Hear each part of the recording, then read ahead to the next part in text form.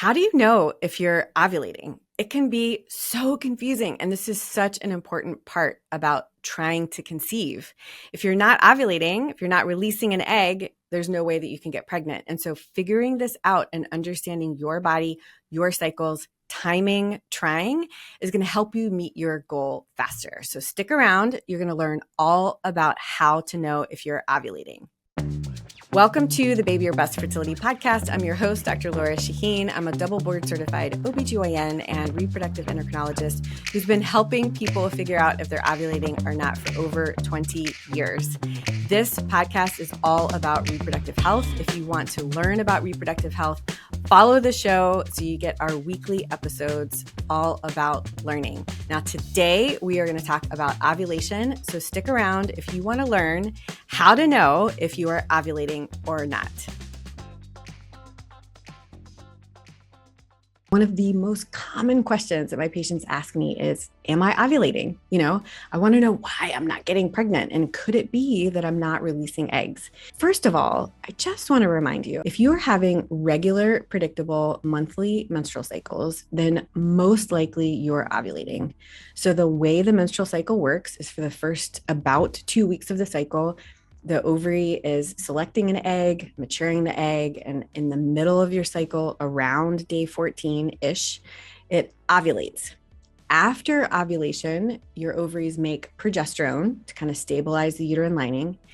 And if you are not pregnant, your ovaries stop making progesterone or decrease the amount of progesterone and estrogen that it's making. And that signals the release of the lining that you built up. That's how you get a period. So when my patients say, I have no idea whether I have a regular cycle, or I could bleed multiple times in a month, or I could go for 3 to 6 months without a period, most likely those patients are not ovulating. But patients with regular, predictable, about monthly cycles, they are most likely ovulating. But still, it's nice to know when you're ovulating, because if you know around the time of ovulation, it can help you time intercourse and maximize your chances of success. So the ways that you can figure out if and when you're ovulating, there are physical signs, there are tests that you can do at home, and there are tests that you can do in the clinic. So we'll go over each of these. There's several physical signs of ovulation, but I want to focus on 3.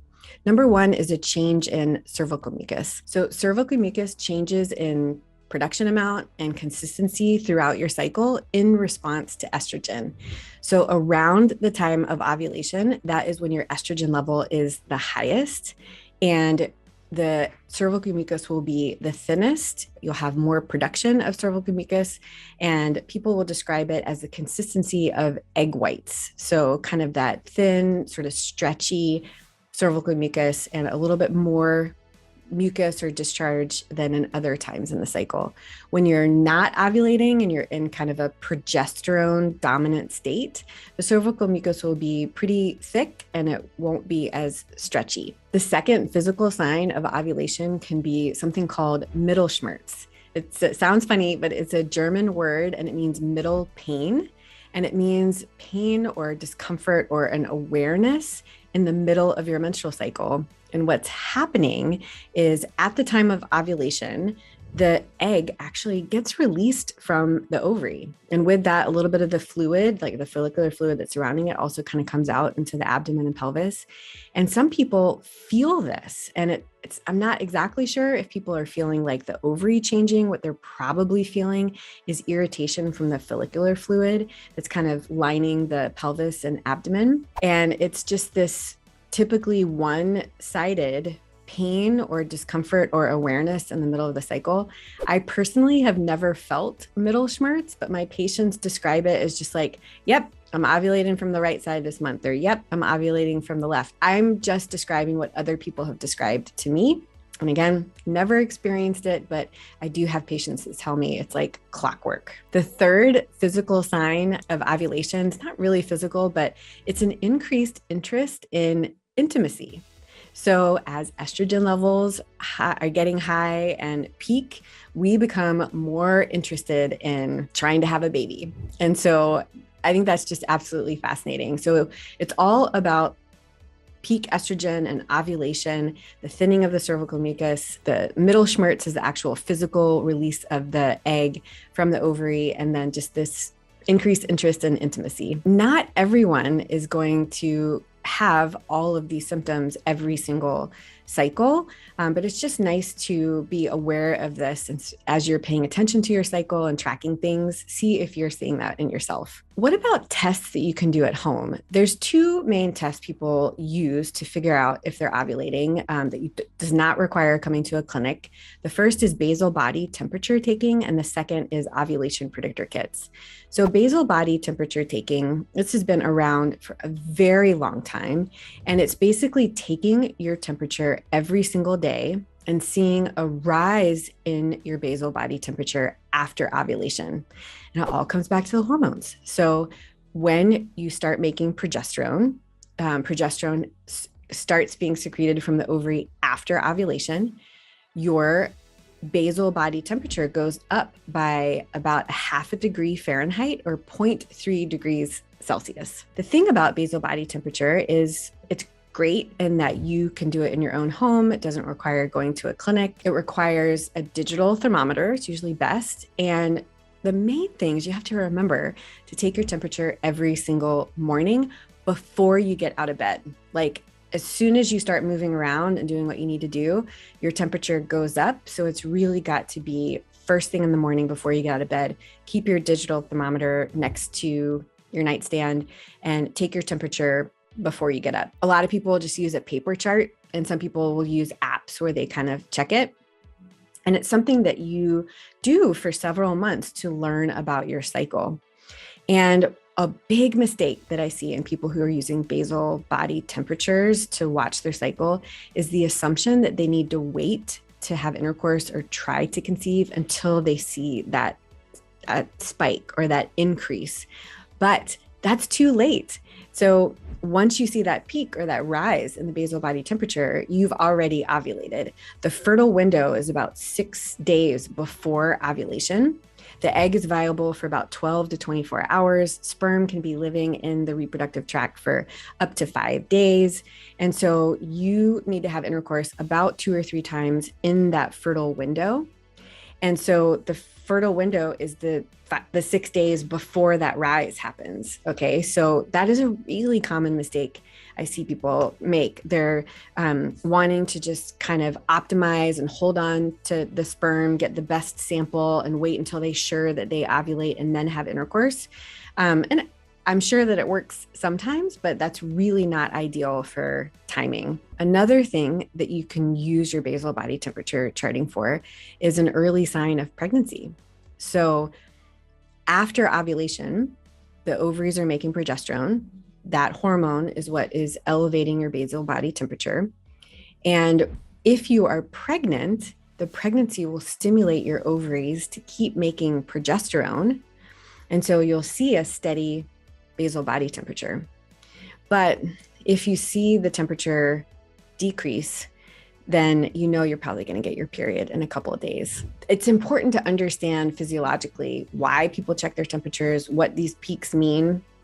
And if you're doing your basal body temperature and it's just kind of all over the place, it's not helping you predict things. Either you're not testing correctly, like you accidentally forgot and you're doing it after you got out of bed, or the thermometer's off, like there's lots of things.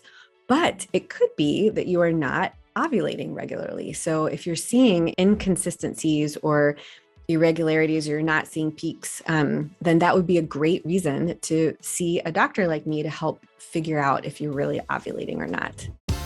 We're going to get back to learning more about ovulation, but I want to remind you just how important it is to support the show.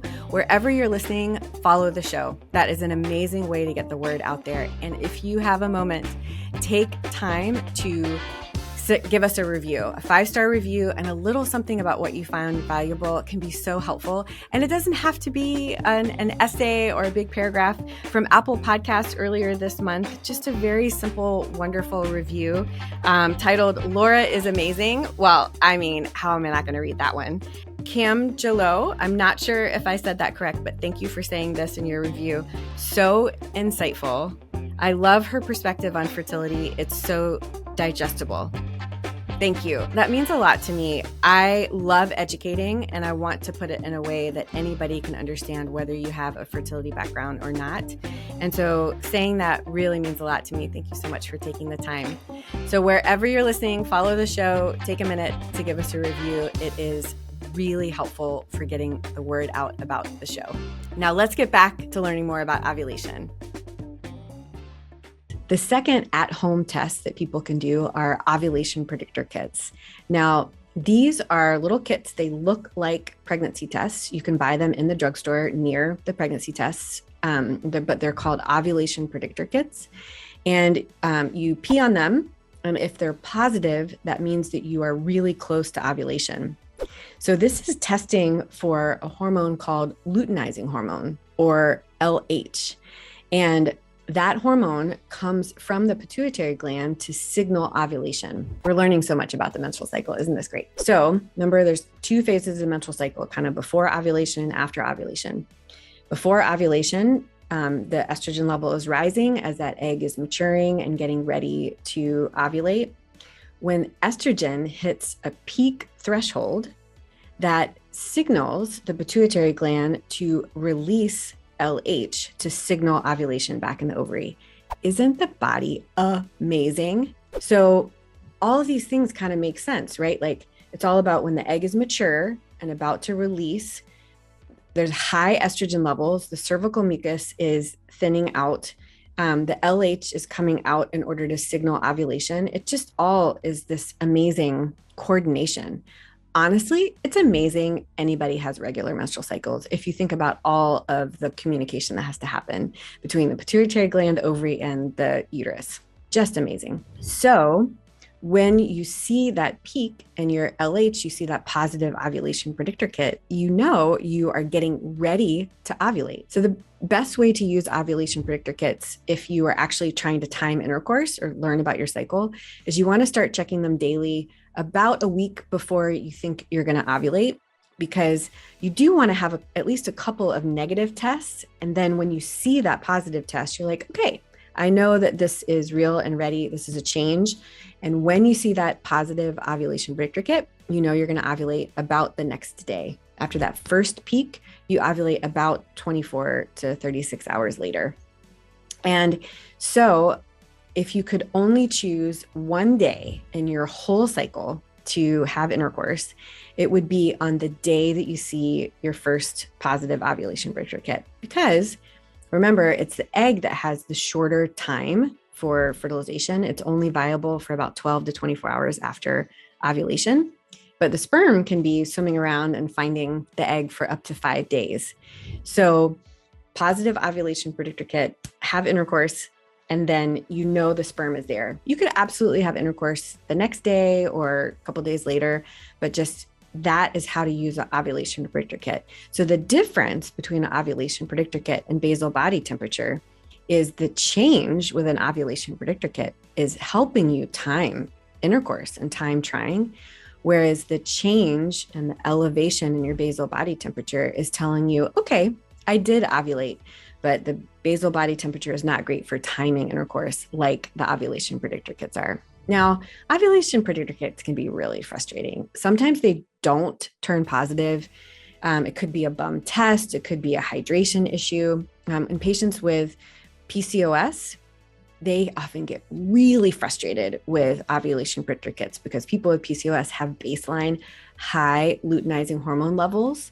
And so they often get false positives. Plus, they often are not ovulating regularly, so it can just be really confusing. The other thing is, I don't want people to wait for that positive ovulation predictor kit and then have intercourse, because I don't want you to miss an opportunity. I want you to miss a cycle. So it's like great to be checking kind of before you think you're going to ovulate, but still have intercourse a couple of times that week. And then when you see the positive, then have intercourse again. So I just have had patients get really frustrated and they're like, the ovulation predictor kits are not turning positive. I must not be ovulating. And this is really frustrating because I'm waiting to see that confirmation before I try, because I want to optimize things. And then I sort of say, well, are you having regular, predictable menstrual cycles, about once a month? Because you probably are ovulating. So let's focus on timing and figure out other ways to make sure you're ovulating, but maybe ovulation predictor kits are just not right for you. So I hope that's helpful. This is often so confusing. The last way to figure out if you're ovulating is to work with your clinic and do some tests that they can provide. This can include an ultrasound or a blood test for progesterone. So as the egg is getting recruited and maturing, it's developing in a follicle, which is a collection of fluid in the ovary. And we can see in the middle of the cycle, the follicle is the biggest. It's usually about 18 to 20 millimeters. And after ovulation, the egg is released, and then that fluid collection kind of collapses and turns into something called a corpus luteum that's actually making the progesterone. So ultrasound is not perfect, and it's not a really perfect way of telling if you're ovulated or not, but you can look in the second half of someone's cycle and see what could possibly be a corpus luteum structure on the ovary. It's even more convincing if you saw somebody in the earlier part of their cycle and you saw a dominant follicle on the right ovary, and then later in the cycle, sort of after when they thought that they ovulated, you see in that same ovary a collapsed structure. That's very convincing for ovulation. But sometimes ultrasounds are confusing because there are times where people have actually ovulated an egg, but it sort of still looks like there's a follicle there because it hasn't really collapsed yet. So it's not perfect, but it is one test that you can do with your clinic. The other more definitive test is a blood test for progesterone. So remember, your ovaries should not be making progesterone before ovulation, and they should be making progesterone after ovulation. So if you check your progesterone level and what you think is the second half of your cycle, and it's over 3 nanograms per milliliter, then you've ovulated. So let's recap. There's physical signs of ovulation, there's home testing that you can do, and then there's testing that you can do in the clinic. Physical signs of ovulation are a thinning of the cervical mucus and an increase in production, middle schmerz, or that one-sided discomfort or pain around the middle of your cycle. And the third is an increased interest in intimacy. At-home tests for ovulation could be basal body temperature taking and ovulation predictor kits. And tests that you can do in the clinic are ultrasounds, looking at the ovaries, as well as blood tests for progesterone to see if you've ovulated. I hope you found this valuable. It is so important to figure out your body, your cycle, and timing trying so that you can meet your goal sooner. Find this episode and others on my website, drlorashahine.com. There's so much other valuable information there too. Links to books that I've written, links to my blog. You can sign up for my weekly newsletter where you get information on fertility in the news, valuable resources to help you along the way, and educational content. Thank you to my incredible team at Audiotocracy for producing the show. Be sure and follow so you get our weekly episodes all about reproductive health. And until next week, wishing you love, luck, and pineapples.